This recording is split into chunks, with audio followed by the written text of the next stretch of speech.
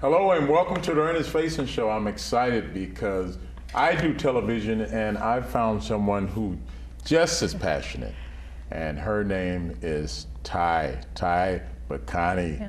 Thank you so much for being here. Thank you so much for having me. This is very exciting. There's an anonymous person who's a very large man who actually turned me on to you. His name is Paul. Paul would be my camera guy.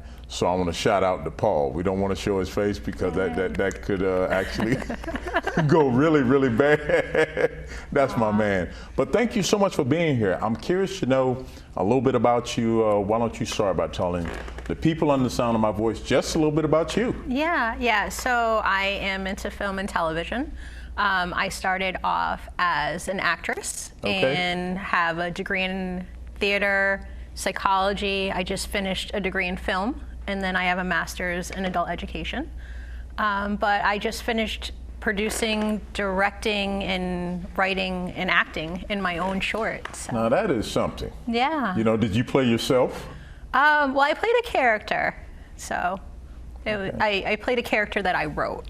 But it has, when I write, I have real instances that happen in life and real feelings in what I write. What got you into doing this, what you're doing? Good question, huh? Yeah, very good question.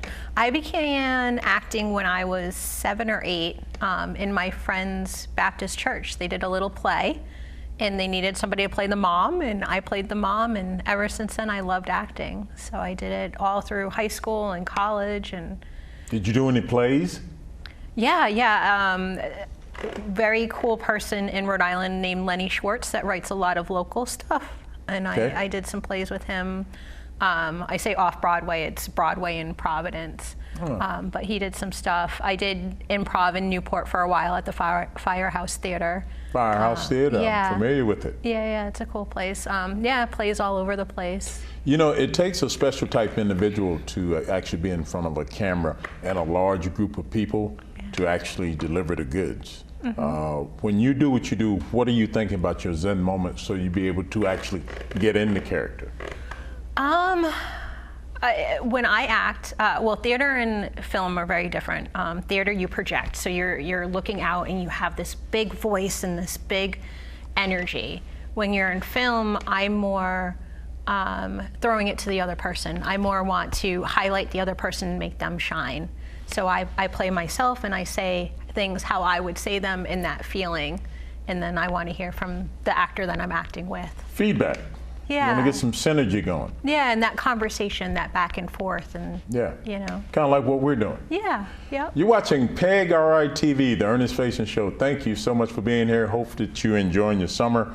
I'm looking like Miami Vice, Palm Beach, and she's looking like New Money as well. So we're on the beach. We're just kind of relaxing, doing the Ernest Faison Show. Thank you so much for being here. We're talking all things film and just the idiosyncrasies about doing film and the editing part and et cetera, et cetera. I mean, you dotted all your I's and crossed all your T's, didn't you? I did. I went, so I went to Next Level myself during the pandemic. I went back to school and I got for film production, and I learned how to do everything. I learned how to write, I learned how to direct, I learned how to use a camera, how to edit, how to do lights. Every little bit I learned something about, and I learned what really drives me passionately.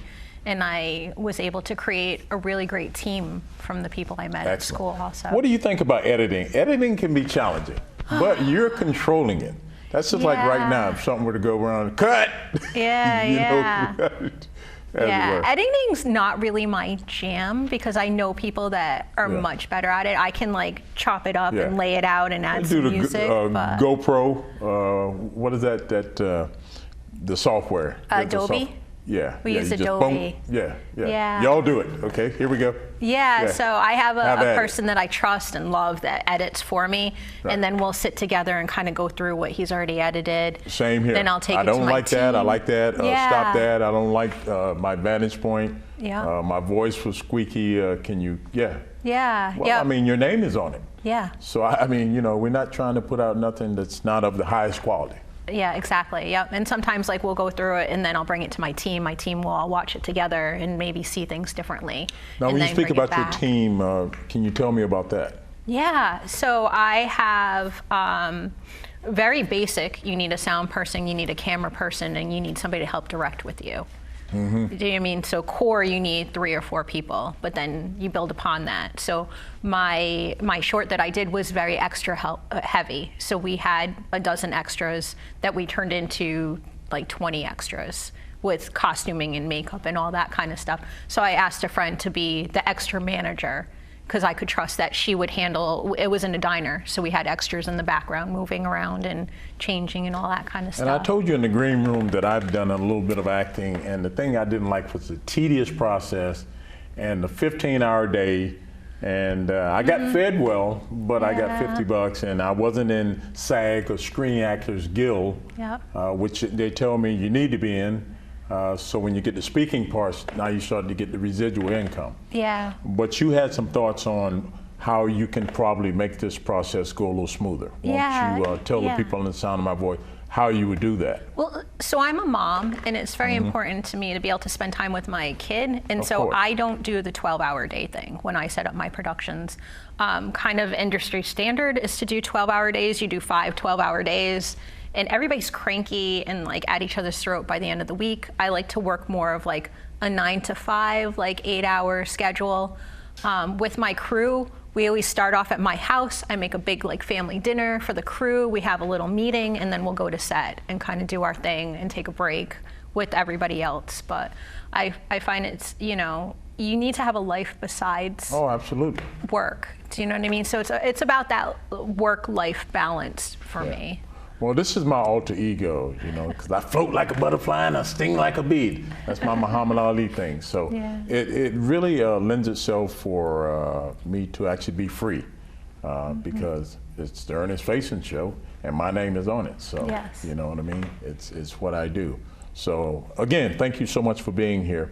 Why don't you tell me a little bit about some of your up-and-coming projects and how excited you are about them? Oh my gosh, so I graduated from film production school in May, and we've done like 5 projects since then. I've helped people with films that have puppets in them. We've done horror films. Mine was kind of a rom-com, psychological thriller. Upcoming, we have a friend of mine is applying for his master's program, and we're going to do a short for that. It's part of your actual application. Is you have to have a couple shorts to go with your application. And then in October, there's what's called a 48-hour horror film challenge. Now we've done 48-hour film challenges. We've done 3 of them. So that was my July weekend in July that we just made a movie over a weekend, and it was very cool. But it only took you a weekend to do it, huh? Oh my God, it's the coolest thing to do. Like if you're into film, like I really recommend doing this. And it's a national thing, but Providence has their own affiliation. Okay. So Friday night at 6 p.m., 6 or 7, they give you a line of dialogue, an object, a character's name, and you have a choice between 2 different genres. And you have from Friday night at 7 p.m. to make a film until Sunday. It has to be turned in at 7 p.m. So you literally have 48 hours. But we have it down to a science. We go to my house at 7:30. We write till midnight. We have actors ready. We start filming at 9 a.m. the next day, film until about 5. You get writer's cramp or block or whatever they call it? Well, it's cool because we do that as a group. Usually it's like a person or 2 writing. So you get a lot of different people. Yeah, so we if you got a block, somebody else got something. Yeah. Okay. Yeah, we have snacks and hang out, and you know, we all write together. And then that's one project that I like to have as many people involved as possible. When I do a set, usually I have like a very minimal crew.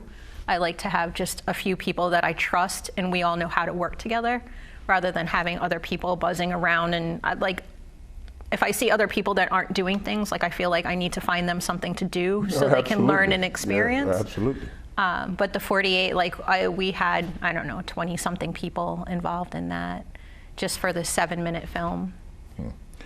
So what is the name of your up-and-coming project that you're excited about? I know what the name of it is, but I'm playing coy here. I want them to know what the name of it is. Yeah. It's called Second Thoughts, and it's about a bride that is not sure she wants to get married, and she goes to a diner and she's kind of working through these big feelings.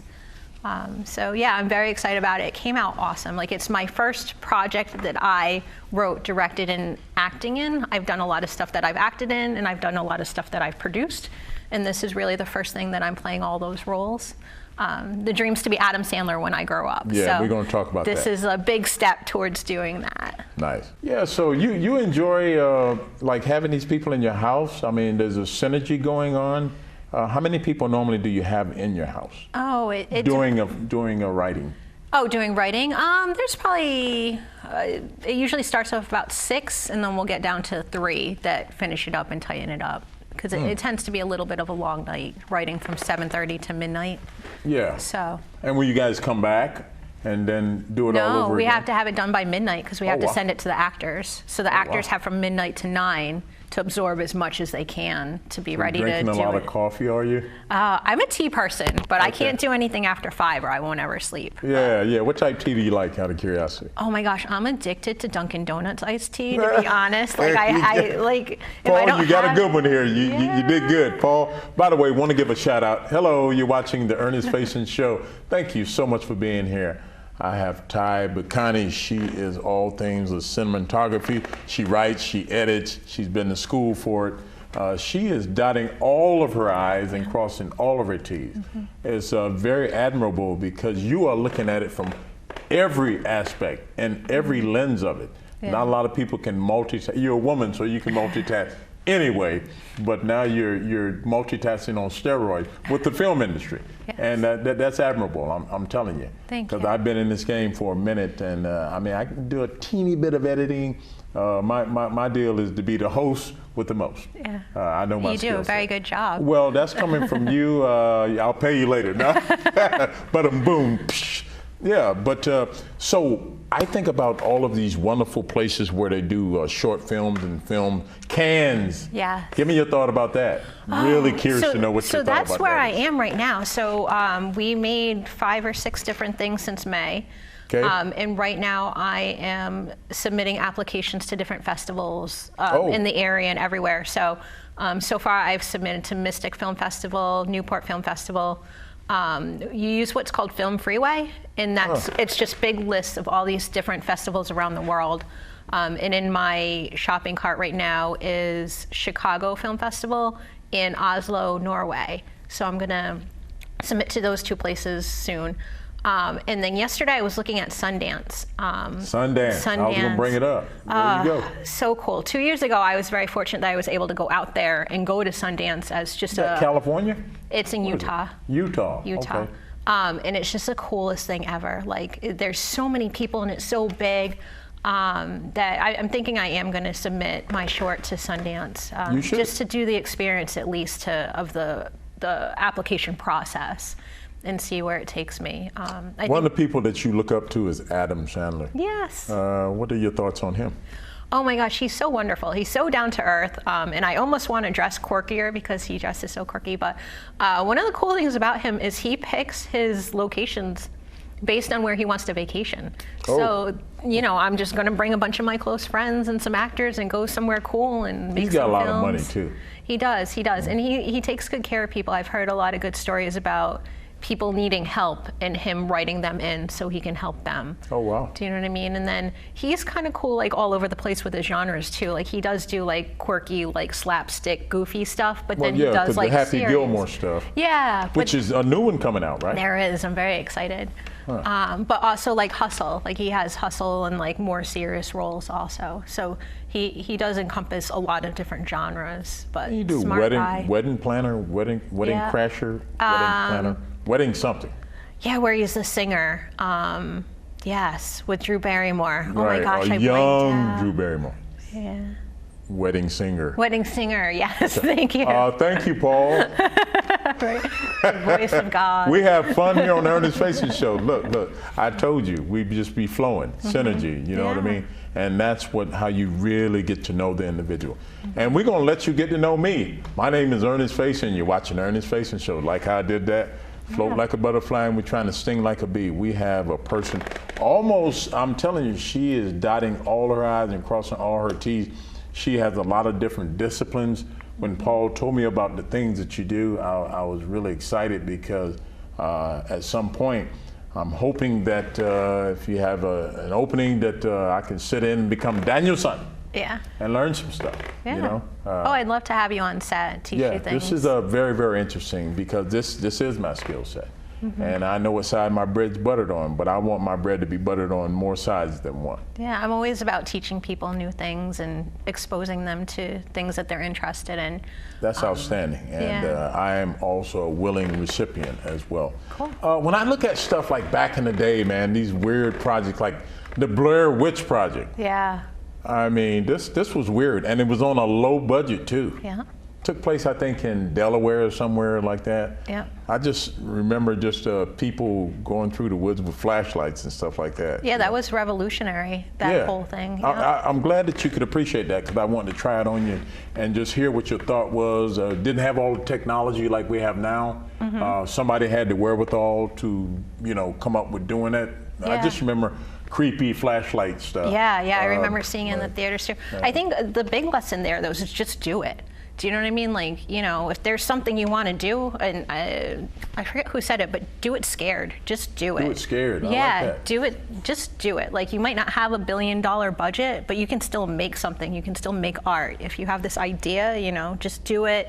The right people fall into the right places, and you never know, somebody who does have a few bucks. They see it and they like you and they believe in you, and then there you go. Yeah.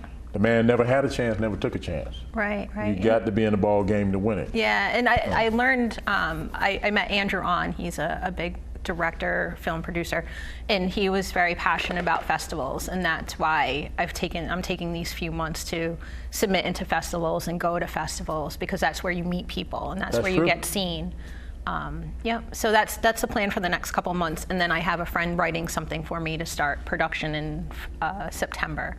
So my next thing will be in September. Do you see yourself going to Hollywood? Hollyweird? Yeah, you get it right. Yeah, I see myself like kind of bebopping around the world for a month or two and making something and then coming home. Right. I feel like I always want to be a nice person and a real person and be able to come home.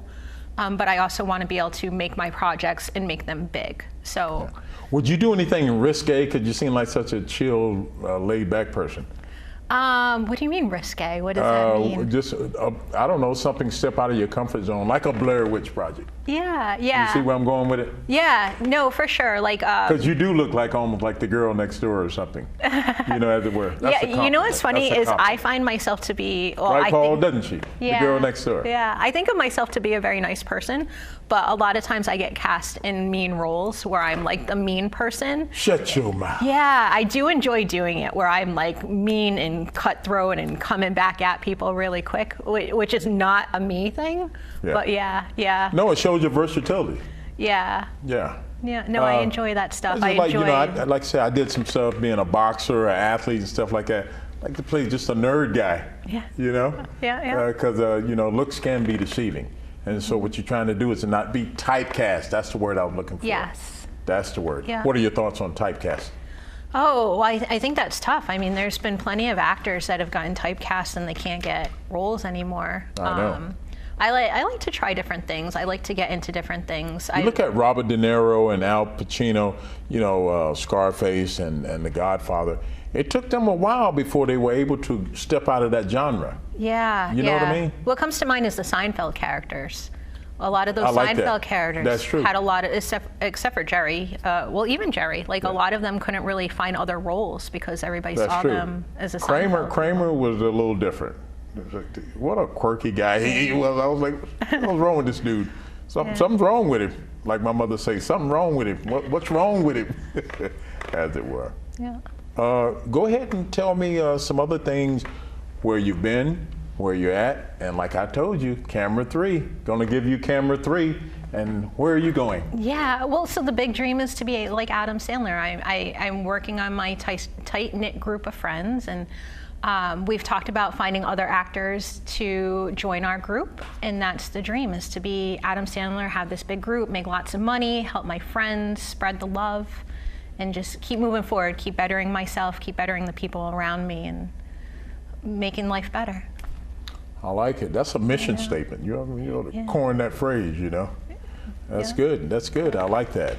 So for me, when I look at the Ernest Faison show, I never put people on to the point to where they can say, look at him, well, he's an athlete, or he's going to be something on a sports show. Paul can attest to the fact that, I mean, I have an eclectic group of people.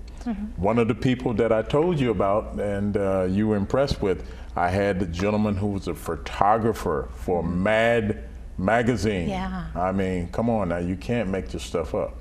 And so I'm always trying to reinvent myself, and it's important that I do so, because the man never had a chance, never took a chance. And we're all about taking chances.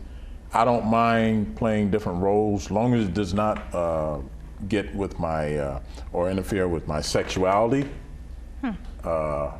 religion, or my mental capacity. Thinking I'm a DA. You know what? You know what I mean? So outside of that, I'm good. I'm good. And versatility is very, very important. You know, so it takes a rainbow, it takes a village. It does. It takes a village, and it sounds like whenever you do your projects, you bring the village in. I do. And kind of along those lines, I'm a lifetime learner, is a term I picked up. I always want to learn, I always want to grow, I always want to better myself. And whoever around me wants to do the same. I'm always there to teach and to help people grow and find what really drives people in my team, in my group, to help better them also. Right. What are your thoughts on like the Oscars, the Emmys? I mean, do you see, I mean, there's no ceiling. I don't put ceilings on myself, first of all. I'm not trying to be unrealistic, but I mean, the sky really is the limit. Do you see yourself one day to where you guys can get it so right, to where maybe you look back and say, hey, I knew that girl once upon a time? Yeah, well, I think— Good question, right? Yeah, this is an awesome question. Yeah. I think I'm always down for a good party, and to me, those are good parties and good celebrations of individuals. So, I mean, one day, who knows, I could be there. I think more so about— Well, you certainly got the qualifications, and you're dabbling in all the hats. Yeah. So something's got to hit. Yeah. Something's got to hit. Well, and you know, part of the learning is learning that, you know, some of these smaller festivals are stepping stones to those bigger Oscars and stuff like that. So actually, some of these smaller festivals make you qualify to go to Oscars and big award ceremonies like that. Yeah, I mean, if you had your choice, which one would you want to win? Obviously, all of them. But, you know. Golly, I don't know. I might have to think about that and get back to you. That's a good question. Wow, I got it thinking. Yeah. Inquiring minds want to know. That woman's been bing, bing, bing, bing, bing. I like it. Yeah, I'll have to come back. You'll get back to me with that. Yeah. Wow. Okay. So there was a movie out called Hollywood Shuffle. His name was Robert Townsend. Okay. And African-American gentleman, he would go from door to door with some of his friends, and they would use credit cards, and they made Hollywood Shuffle. And from there, he got on to In Living Color with Keenan Ivan Wayans and everything like that. So there's more than one way to skin a cat. Is where I'm going with it. And again, not to keep coining that phrase, but the man never had a chance, never took a chance. You got to knock down doors. Yes. People need to know who you are. You know what I mean? And small little Warwick can be really, really big Warwick, as it were. Yeah, I would love to put Warwick on the map for film and stuff like that. But I think part of the beauty of Rhode Island is that people treat you like people. Like, you hear about Robert Downey Jr. coming here, and he gets to just walk down the side of the road. James Wood. Yeah, James Wood is from Warwick. Right. That's what I do recall. Yeah, yep. Have you met him? I've seen him at not Jackie's Galaxy. One of the Asian restaurants near my house. Yeah. Like, he'll just sit there and eat. He's got nephews and nieces here still. Right, and he's also got a house down in Point Judith on the other side there. Galaxies, or what is that? One of those seafood places anyway. Oh, yeah. Jade Dragon. Jade Dragon is the name of the Chinese food place that he was just sitting there eating, one of his favorite places. Interesting. But have you entered any of your films in the Rhode Island Film Festival? I have not yet. They have open applications for next year. I'm on the border if I want to do that or not. Mm-hmm. Do you have any projects coming up that you feel very, very comfortable about as time runs down here? Well, like I said, I have a friend writing something for me. So we just touched base actually yesterday about kind of the direction it's going in and some ideas back and forth. Which it's interesting because technology is so cool that, you know, she had a document open and I was able to live type into it, and that's part of our communication. Like, communication's so important on so many different levels. One thing that I'm always interested in doing is voiceovers. Yeah. Yeah, I think the James Earl Jones. This is CNN. You have an awesome voice. Yeah, well, my Barry White gets a little deeper. That's my go-to, as it were. This has been a pleasure. You have definitely enlightened us as to your vision. You wear a lot of different hats. The fact that you're open-minded, you're willing to help people. Yeah. And it's refreshing because a lot of people, they take the knowledge and they keep it to themselves. Yeah. You're saying that I want to share it and I want to make it better than it was. You have been watching PEG RITV. I have Mr. Ty Bacani on. She has really been a doll. Thank you so much for being here. Thank you. It's been fun, but I've got to run. My name is Ernest Faison, and I approve this message. Bling, bling, bling, bling, bling, bling, bling. He's a Rastaman doing his thing. You see, he got bling, bling, bling, bling, bling, bling, bling. Hey, laddie man. Some people have the golden diamond ring, driving around with spinning rims, walking down the street in fancy things, but they really don't know anything. They just got bling, bling, bling, bling.